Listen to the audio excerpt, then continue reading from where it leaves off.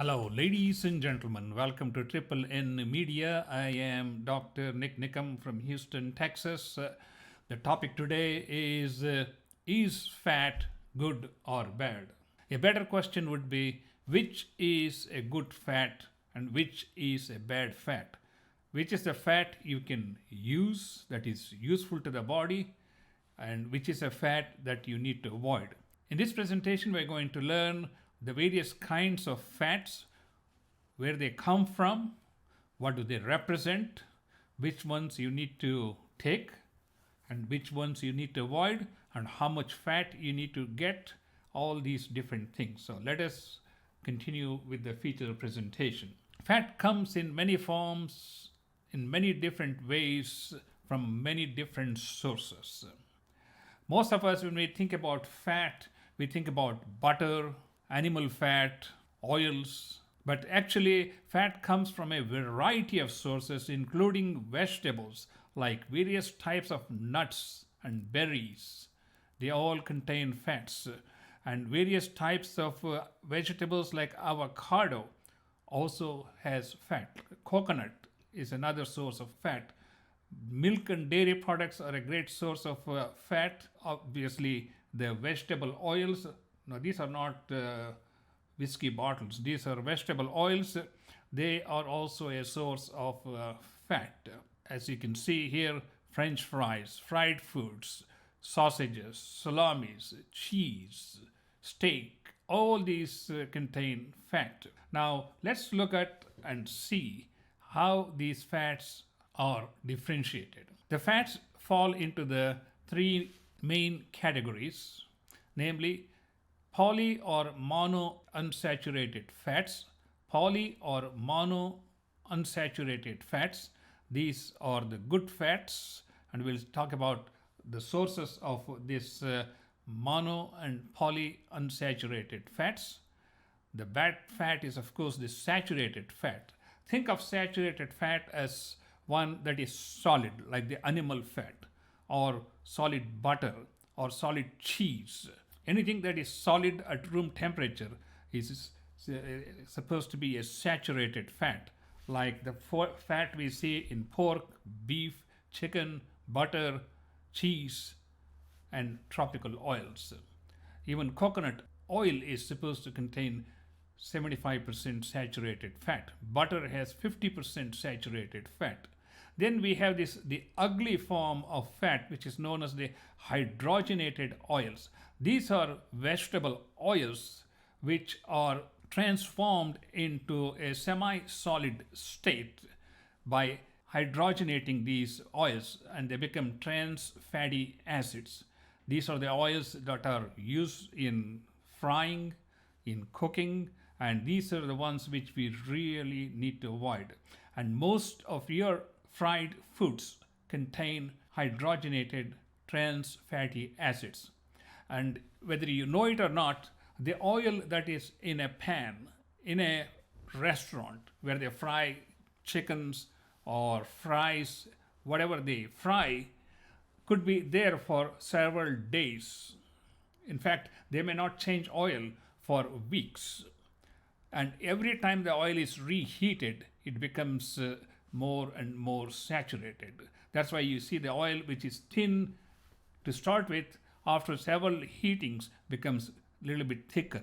Then we have the other kinds of fat, namely the chylomicrons. Whenever we consume fat, whether be it mono unsaturated, polyunsaturated, saturated fat, or trans fatty acids, they are converted into triglycerides, the smallest molecules, which are known as chylomicrons.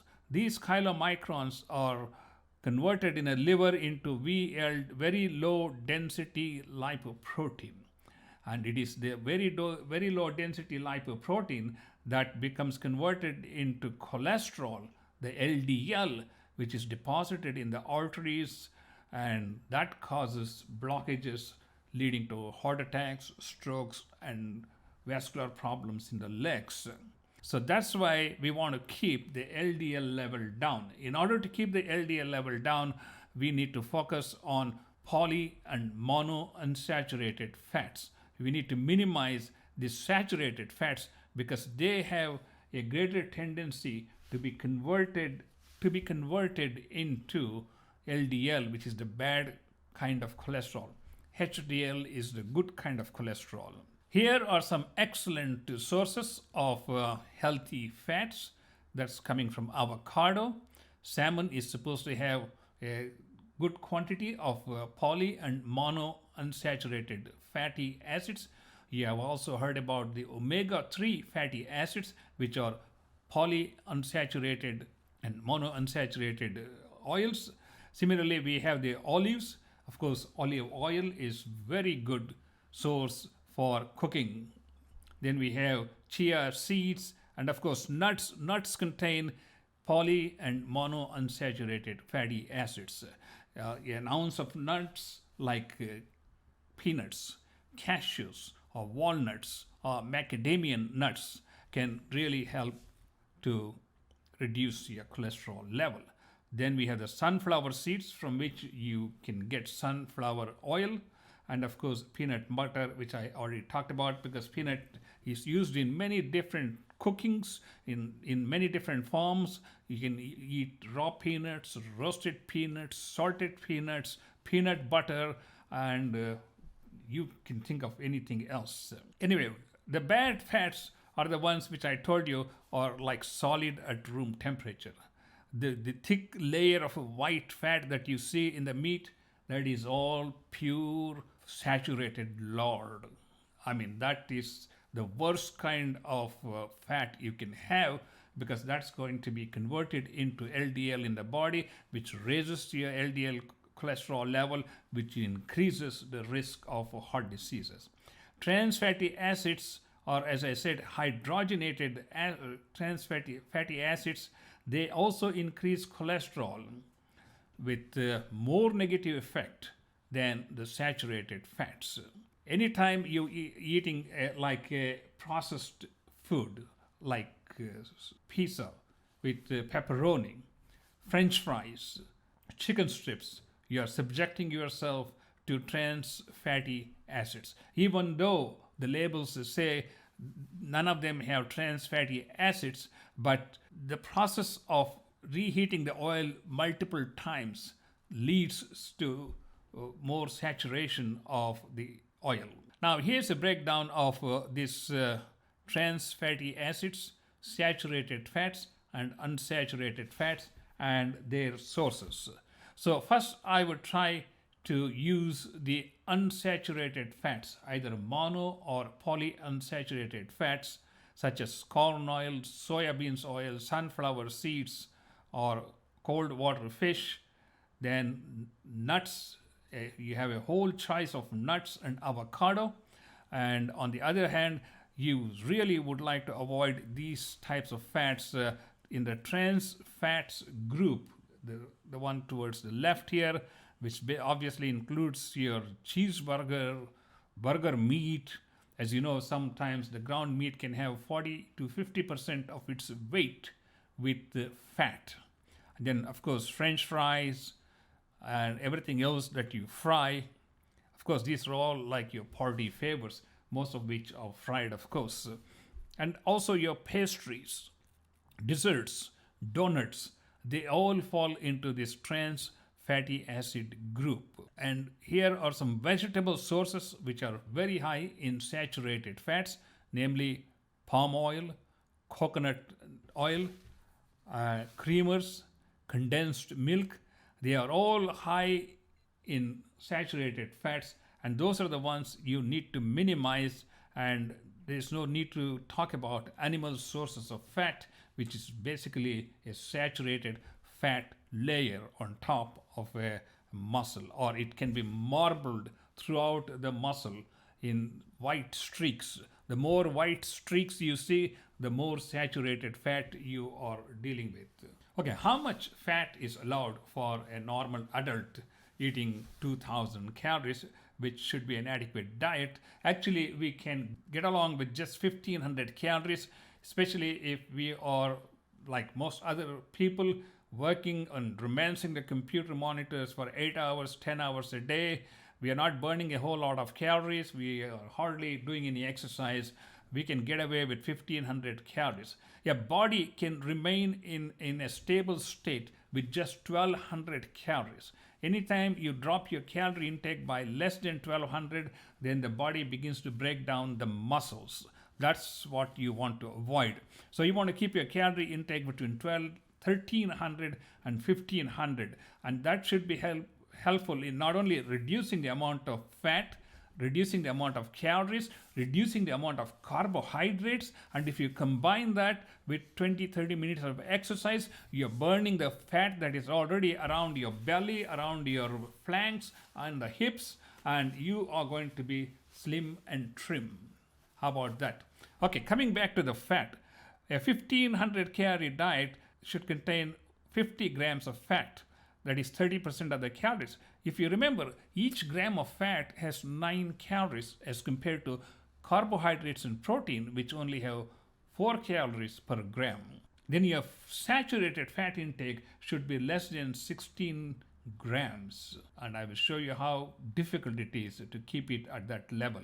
And the poly and monounsaturated fats make up the rest of the total 50 grams of fat. So this is an important chart for you to keep in mind when you look at the calories, number one, when you look at the fat content, number two, and the saturated fat content within the fat group. And these are three important things, plus sodium. If you watch these four things on every food that you order and every food that you buy in a store, especially the processed foods, especially the frozen foods, you need to be careful because they are loaded with fat, they are loaded with salt, and they are loaded with carbohydrates. Just take a look at this. A candy bar, a very innocent looking candy bar. What could it be? How long does it take you or me to finish this candy bar? 5 minutes? I can finish this in 2 minutes. How about you? 1 minute? I can finish this in 30 seconds. Well, let's leave that competition. Let's look at the calorie count here. 360 calories, 21 grams of fat, 13 grams of, I think it's 13 grams of saturated fat. You are getting almost half the daily allowance of fat by just munching on this candy bar at 3 o'clock in the afternoon along with your cup of coffee. You didn't even know you overloaded your system with a significant amount of calories and fat. And that's the story of all of us day after day. We just munch a little bit here, a little bit there, a packet of chips, a packet of like nachos, anything. They all add up. Plus, on top of that, anytime you get this fried food, remember you're getting trans fatty acids. Okay, I don't think you really want to look at this list because I'm not sure I really want to go through this list, because what this list is showing you is the number of grams of saturated fat in each serving. I told you your quantity of saturated fat should be between 15 and 20 grams. Let's go back to that calorie chart here again. Okay, between 16 and 22 grams of saturated fat. No more than that. Even if you're getting 2000 calorie diet, which you really don't need, you shouldn't be taking more than 22 grams of fat. But however, look at that. You're sitting there with your 12-year-old or a 13-year-old or a 16-year-old teenager at any one of these restaurants. For example, Pizza Hut, 52 grams of saturated fat. That's 262% of your daily allowance of saturated fat. And Burger King, a big wafer with fries, 37 grams of saturated fat. You do the math. You're adding calories, you're adding fat, you're adding saturated fat, and that's a recipe for obesity, heart problem, diabetes, and you name it. Same thing with McDonald's, then your Kentucky Fried Chicken. It's all supposed to be meat, red meat, white meat. I mean, you got all kinds of labels, But on top of that, you have the skin, which has a lot of fat, and that is fried, deep fried in a trans fatty acid prepared oil. I guess we have to assume they don't contain, but for the most part, the literatures show that a lot of these contain trans fatty acids. I don't even know what is ZZ. I don't know. I guess it is ZZ.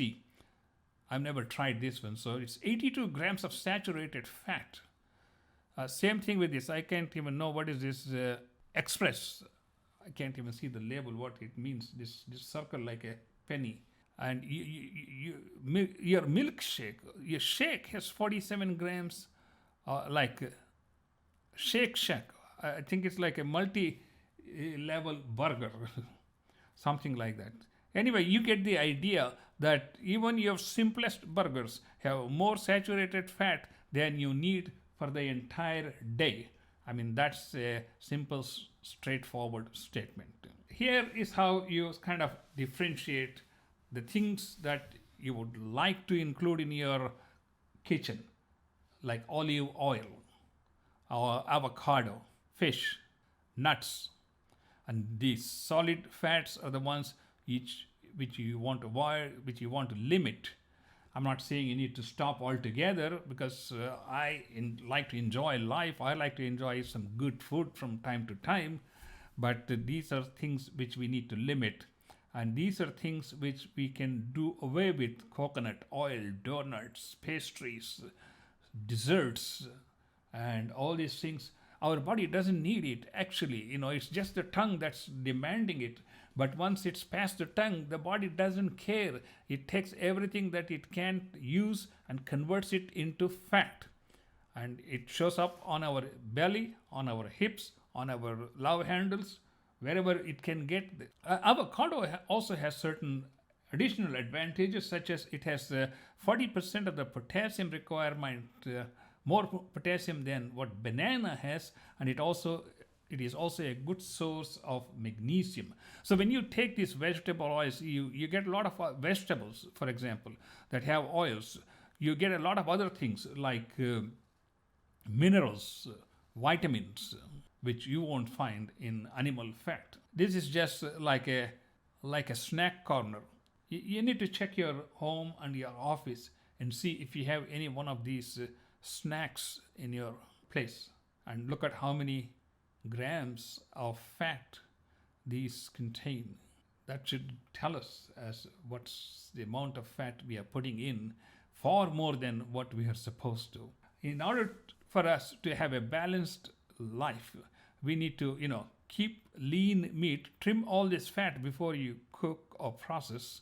Number 2, we should include vegetables, eggs, nuts, berries, and legumes, and of course green leafy vegetables.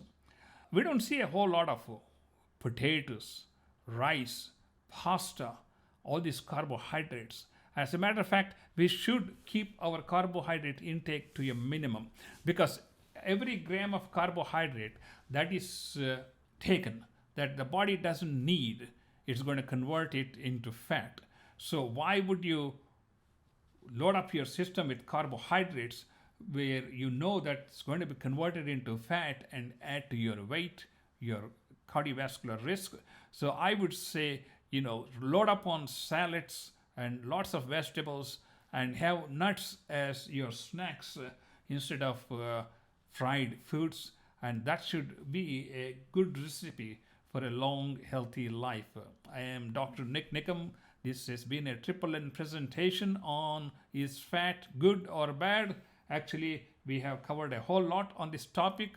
We have discovered what are good fats and what are bad fats, and what is the fat regimen that should help you stay healthy and away from heart doctors. Thank you so much, and I will see you in the next video.